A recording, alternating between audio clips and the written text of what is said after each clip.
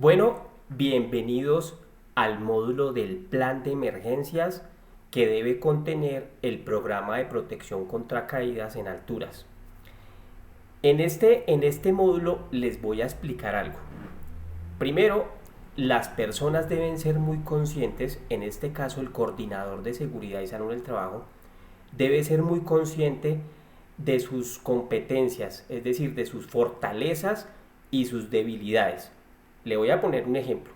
Si usted como coordinador de seguridad y salud del trabajo es una persona que viene de una trayectoria de rescatista, es decir, usted perteneció a una entidad en donde usted es rescatista y conoce muchísimo sobre eso y ya es un rescatista certificado, pues a usted se le va a facilitar mucho hacer su plan de emergencia y su plan de rescate.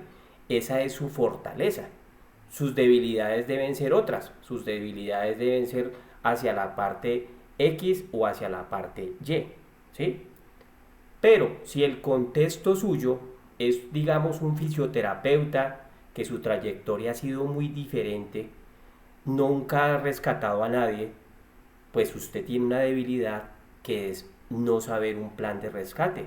Y eso no está mal, porque eso es como si usted pretendiera entrar a un hospital y que el médico general fuera el encargado o hiciera las veces de ortopedista, hiciera las veces de radiólogo, de nutricionista, de odontólogo. Entonces no se sientan mal si ustedes no se sienten con la capacidad de hacer un plan de rescate. Eso es normal.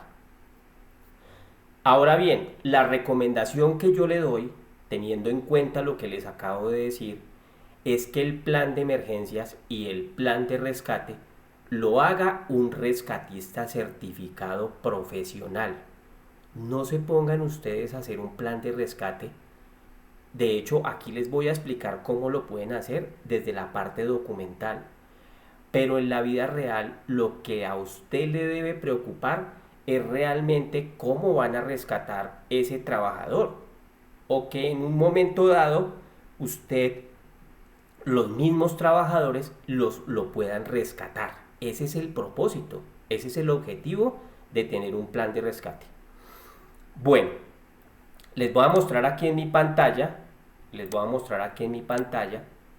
porque a veces no creen que eso debe estar. En el artículo 26 de la resolución 4272 dice que debe haber un plan de emergencias dentro del programa de prevención y protección contra caídas. De hecho, acá dice que aparte del plan de emergencia, también tiene que haber un plan de rescate por actividad, de acuerdo con el inventario de tareas. También menciona que debe haber un botiquín con elementos para inmovilización y atención de heridas. ¿Sí? El empleador debe asegurar que el trabajador que desarrolla el trabajo cuente con una persona de apoyo disponible para, de ser necesario, reporte de inmediato y active el plan de emergencias.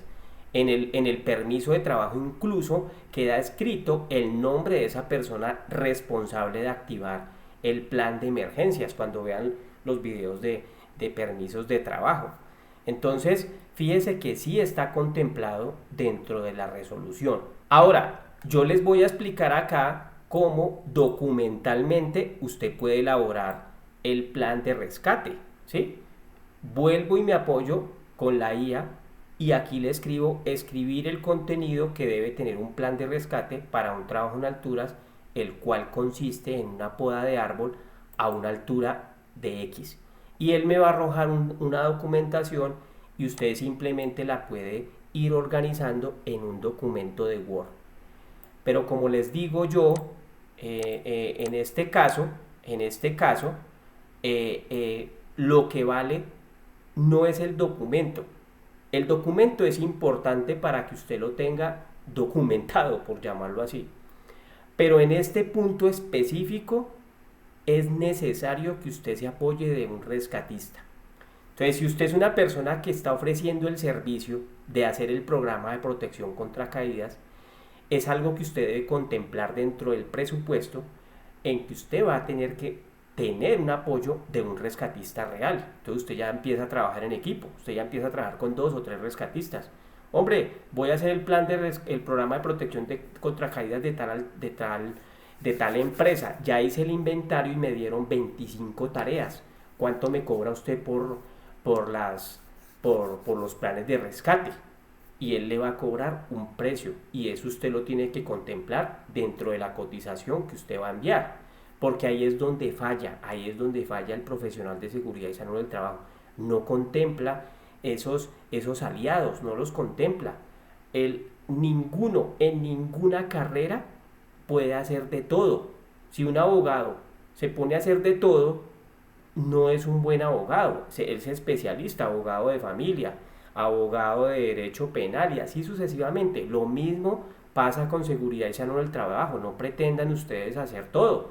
Listo, pueden hacer el documento utilizando la IA y tienen un documento, pero en la vida real usted nunca ha hecho un rescate, usted no puede garantizar de que pues ese documento no va a ir a detener la caída del trabajador en caso de una caída. Espero les haya quedado claro cómo pueden estructurar de fácil ese documento, pero en la vida real lo pueden hacer, pero en la vida real apóyense con un rescatista de verdad. Si usted es rescatista, muy bacano, pero si no lo es, lo deben hacer con un rescatista profesional y certificado.